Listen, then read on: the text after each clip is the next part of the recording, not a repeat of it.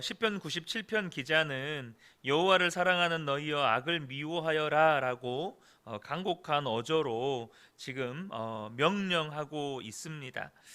어, 어떤 사람들이 하나님이 이 땅을 다스리시고 또 하나님이 이 땅을 심판하시는 것에 대해서 기뻐하고 찬양하게 되는 것입니까?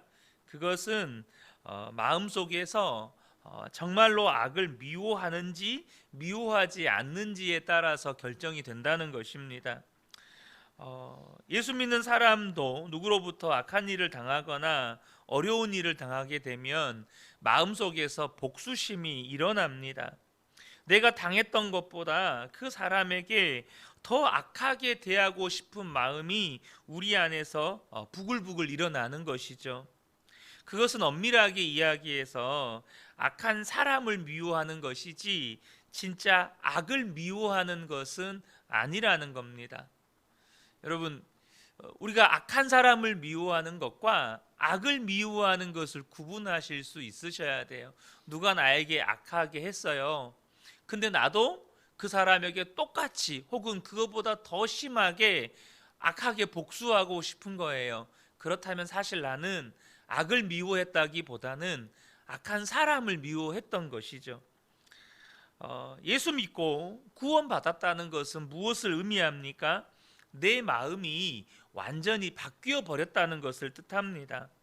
예수 믿기 전에는 하지 말아야 할 것을 행하면서도 그것을 좋아했습니다. 당장 제가 어렸을 때요, 욕을 잘했어요.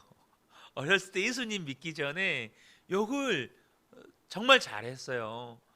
그래서 지나가던 중학생 형이, 초등학교 때 제가 지나가던 중학생 형이 제가 욕하는 걸 보고 너는 뭔 놈의 자식이 그렇게 욕을 잘하냐고 한마디를 하면서 지나갔던 기억이 지금도 있어요. 그런데 제가 예수님을 알고 예수님을 믿고 나서 제 안에 일어난 변화 중에 하나가 뭐였냐면 제 안에서 욕이라는 걸 생각하는 것도 싫어지는 거예요. 내 마음속에 욕과 관련된 언어들을 제 마음속에 품는 것 자체가 싫어지더라는 것입니다. 우리가 예수 믿고 난 다음부터는요, 하지 말아야 할 것들, 바로 이 악이 미워진다는 거죠. 의롭게 사는 것이 좋은 것입니다. 왜 그렇게 바뀌는 것입니까? 내 마음에 왕이 바뀌었기 때문입니다. 주님이 내 마음에 왕이 되셨기 때문이에요. 그것을 우리가 날마다 확인해야 한다는 것입니다. 여러분, 하나님을 믿는 것은 우상 숭배하는 것과 달라요. 7절에 보면 조각된 신상을 섬기는 자는 누구나 수치를 당할 것이며 헛된 우상을 자랑하는 자들도 부끄러움을 당할 것이다. 모든 신들아 주님 앞에 엎드려라. 여러분, 우상 숭배하는 것과 하나님을 믿는 것은 어떤 차이가 있을까요? 여러분, 우상 숭배하는 사람들은요, 자신의 삶이 어떠한가에 대해서 별 관심이 없습니다. 그 신을 잘 섬기면 복을 받는 거예요. 그런데 여러분, 하나님은 그렇지 않아요. 당장 여러분, 이슬람 교를 믿는 무슬림들이 여러분, 알라 신에 대한 열심이 얼마나 대단합니까? 근데 여러분, 그 사람들은 자기 신을 섬기기 위해서 다른 신을 섬기는 사람들을 죽이는 것에 대해서 전혀 거리끼지 않습니다. 물론 모든 사람이 그렇다는 건 아닙니다. 극단주의 이슬람주의자들을 이야기하는 겁니다. 그 사람들은 자기의 신을 위해서 다른 신을 섬기는 사람, 특별히 기독교인들을 죽이는 것을 아무렇게나 여기지 않습니다. 또 여성의 인권 중요하지 않아요. 어린아이의 인권 중요하지 않습니다. 어느 목사님이 동남아 어느 나라에 갔다가 호텔에서 이렇게 창문으로 이 거리를 내려다 보는데 이 사거리에 사당이 하나 있더래요. 근데 많은 사람들이 그 앞을 지나다니면서 이렇게 경건하게 향을 피우고 이렇게 이제 어떤 종교적인 행동을 하고 가는 거죠. 그래서 이 나라 사람들은 굉장히 종교성이 강하다는 생각이 들었대요. 그런데 참 어처구니 없게도 그렇게 사당에서 경건하게 절을 하던 사람들이 나중에 뭘 하냐, 관광객들한테 음란물 사진을 팔고 가짜 금시계를 팔고 매춘부를 소개하는 그런 일을 하더라는 거예요. 그렇게 종교적인 열심을 가지고 있는데 그들의 삶은요 전혀 바뀌지를 않는 거예요. 여러분, 이게 우상 숭배입니다. 자기들이 섬기는 신들에게는 모든 예를 다해요. 만약 누가 조금이라도 자기들이 섬기는 신의 사당을 훼손시킨다면 이 사람들은 여러분 칼을 들고 일어설 겁니다. 실제로 제가 오래전에 한 TV 프로그램을 봤는데 아마 그 도전 지구 탐험대라는 그런 TV 프로그램이었던 것 같아요. 우리나라 방송인이나 연예인들이 해외로 나가서 다른 나라의 어떤 민족들의 문화를 체험하면서 그거를 이제 며칠 동안 지내고 와서 이 TV로 방영을 하는 거죠.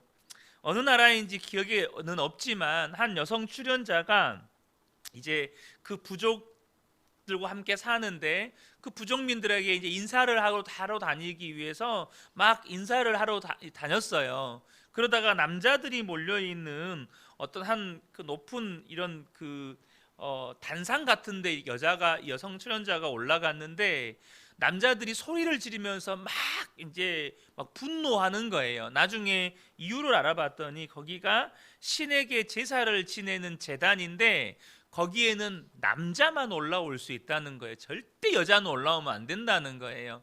신이 분노하기 때문에. 그래서 이 신의 분노를 달래기 위해서 그 자리에서 염소를 가져와서 이렇게 목을 쳐서 피를 쏟고 그 피를 제단에다가 쏟는 그런 제사를 드리더라고요. 앞서 말씀드린 이 동남아 어느 나라 사람들이나 또 이 나라의 사람들이나 신에 대한 그들의 종교적인 열심은 대단합니다. 그렇지만 그들 속에 탐심은 여전해요. 그들 속에 있는 자기 욕심은 여전합니다. 그래서 그들이 믿는 신들은 자기들의 욕심을 충족시켜주는 신이라고 생각을 해요. 여러분, 진짜 신이신, 참 신이신 예수님을 믿는 우리는 달라야 하지 않겠습니까? 그렇게 열심히 신을 섬기면서도 그들의 삶은 달라진 게 하나도 없어요. 근데 여러분, 진짜 신이신 하나님을 믿는 우리는 그 우상 숭배하는 사람들과 달라야 된다는 거예요. 우리가 이 새벽에 예배를 드리고 삶의 현장으로 돌아갈 거잖아요. 그런데 삶의 현장에 돌아간 우리의 모습 속에서 우상 숭배하는 사람들과 똑같이 여전히 우리 속에 악이 있다면, 또 여전히 죄를 사랑하고 있고 악을 즐기고 있다면 그 우상 숭배하는 사람들과 뭐가 다르냐는 거예요. 우리의 행동이 우리의 하나님의 영광을 가리게 되는 것입니다. 야, 하나님 믿는 너희나 세상에 너희들이 말하는 우상을 믿는다고 하는 우리나 뭐가 다르냐? 결국 우리의 삶이 하나님의 영광을 가리게 되는 거죠. 하나님이 어떤 하나님이십니까? 8절을 보면 주님이 공의로우심을 시온이 듣고 즐거워하며 유다의 딸들이 기뻐 외칩니다. 지금 하나님은 공의로운 하나님이시라는 거예요. 우리가 왜 하나님을 믿습니까? 하나님이 공의의 하나님이기 때문이에요. 그래서 그 하나님을 즐거워할 수 있는 사람들, 공의의 하나님을 즐거워할 수 있는 사람들은 악을 미워하는 사람들인 거예요. 그저 우리가 하나님께 빌면 알라딘의 요술램프의 그 지니처럼 혹은 도깨비 방망이처럼 내가 원하는 거를 들어주는 신이 아니라는 겁니다. 하나님은 공의로우신 하나님이시기 때문에 악을 미워하는 자들이 결국에는 하나님의 영광에 참여할 수 있게 되는 것입니다. 그래서 하나님을 믿는 우리에게 악을 미워하라고 말씀하시는 거죠. 그런데 여러분, 하나님은 단지 악을 미워하라고만 말씀하지 않으셨다는 겁니다. 도대체 여러분, 사람이요, 어떤 사람이 오른뺨을 때리면 왼뺨을 대고, 겉옷을 달라고 하면 속옷까지 벗어주고, 오리를 가자고 하면 십리를 함께 가지고, 어떻게 그럴 수 있습니까? 우리에게 그저 악을 미워하라고 말씀하시면 우리가 악이 미워지나요? 안 되는 겁니다. 우리 힘으로는 안 되는 거예요. 주님은 우리에게 악을 미워하라고 말씀하셨을 뿐만 아니라 우리 안에 오셔서 그렇게 할 수 있는 능력도 되어주시는 분이십니다. 우리 보고 스스로 악을 미워하라고 말씀하신 게 아니고 우리 안에 들어오셔서 악이 미워지도록 역사하시는 분이시라는 거예요. 우리 주님이 우리 안에서 악을 미워하도록 해 주신다는 겁니다. 시편 기자가 10절에서 악을 미워라고 말씀하기 전에 이렇게 말합니다. 10절을 보면요, 주님을 사랑하는 사람들아 너희는 악을 미워하여라, 이렇게 말하잖아요. 악을 미워하여라 이전에 뭐가 있습니까? 주님을 사랑하는 사람들아 라고 되어 있어요. 그러니까 주님을 사랑하는 사람들이어야만 악이 미워진다는 것입니다. 여러분 꼭 기억하십시오. 우리가 어떻게 악을 미워하게 되는 겁니까? 주님을 사랑하게 될 때 악이 미워지는 거예요. 하나님을 사랑하는 사람은 악을 미워하게 되는 것입니다. 하나님을 아는 정도, 하나님을 믿는 정도가 아니고 하나님을 사랑하는 사람이에요. 하나님을 사랑하는 사람만 예수님이 마음의 왕이신 사람입니다. 그러면 마음에서부터 악이 미워지는 거예요. 또한 하나님은 바로 하나님을 사랑하는 사람들을 악인의 손에서 건져주십니다. 10절 하반절에 주님은 그의 성도를 지켜주시며 악인들의 손에서 건져주신다. 우리가 주님을 사랑하게 되면 우리 속에 악을 미워하게 되어지고, 그러면 또한 악한 자가 우리를 만지지도 못하게 된다는 것입니다. 여러분, 이런 사람, 하나님을 사랑하게 되어서 악을 미워하게 된 사람만이 하나님 앞에서, 빛이신 하나님 앞에서 기뻐 뛰게 되는 거예요. 11절을 보면 빛은 의인에게 비치며 마음이 정직한 사람에게는 즐거움이 샘처럼 솟을 것이다. 여러분, 빛이신 하나님 앞에서요, 대부분의 사람들은 어둠 속으로 숨어 들어가기 마련입니다. 왜 그렇습니까? 빛이신 주님 앞에서는 감출 수 있는 것이 없기 때문이에요. 모든 것이 다 드러나기 때문입니다. 그런데 여러분, 누가 빛을 좋아할 수 있죠? 악을 미워하는 사람. 악을 미워하는 사람은 빛을 좋아하게 된다는 거예요. 하지만 마음속에 은근히 악을 품고 사는 사람, 악을 즐기고 은밀한 죄를 가지고 사는 사람들은 빛이신 하나님이 두렵고 부담스럽습니다. 우리 마음속에 악이 있고 내 속에 더럽고 음란하고 거짓되고 탐심이 있는 거, 여러분 이걸 절대 방치하시면 안 됩니다. 우리가 악을 품고 살면 절대 하나님 앞에 설 수가 없어요. 그러므로 저와 여러분이 마음속에 갈망을 가지셔야 돼요.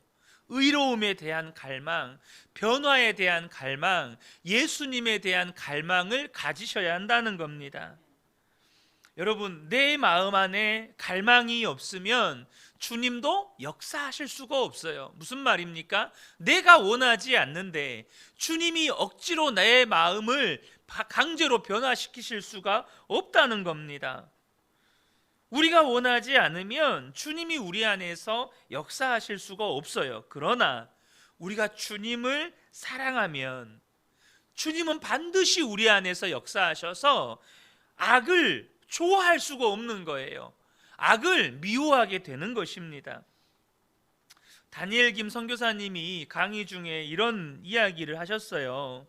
자기 친구 이야기인데요, 자기가 미국의 신대원에 다닐 때 어느 날 새벽 1시에 친구한테 전화가 왔어요.